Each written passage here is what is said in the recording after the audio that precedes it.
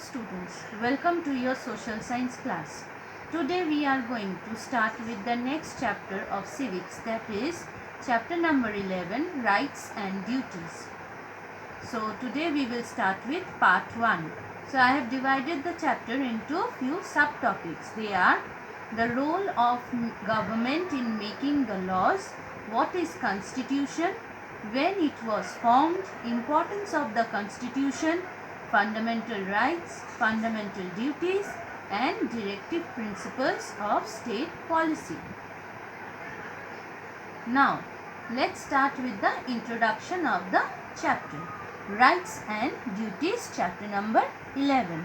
India is a very unique country consisting of a diverse set of people with diverse interests. However, each citizen enjoys rights and is equal in the eyes of the laws. So there are different people of different cultures living together in India in harmony, and all are equal before the eyes of laws. Do you know how this is possible? India gets their rights from the Constitution. Come, now let's learn more about it. So children, below you can see there is a question given to you. Who is known as the father of the Indian Constitution?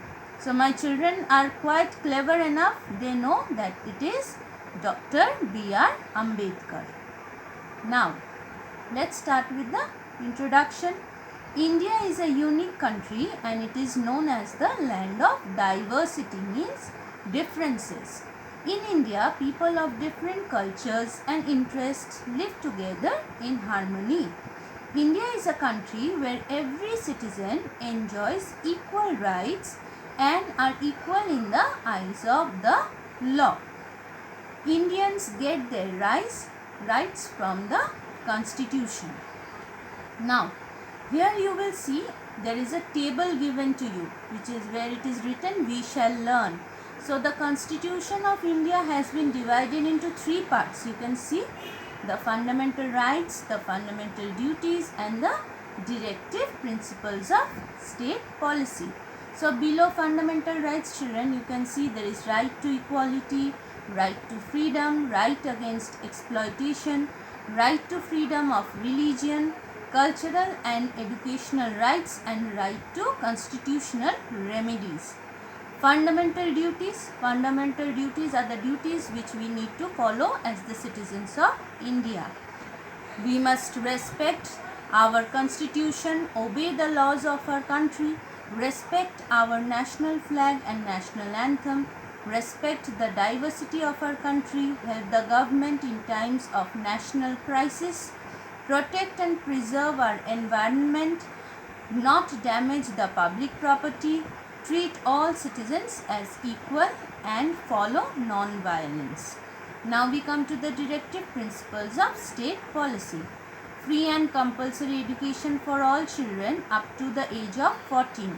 Promotion of education and economic interest of the scheduled caste, the scheduled tribes, and the other weaker sections.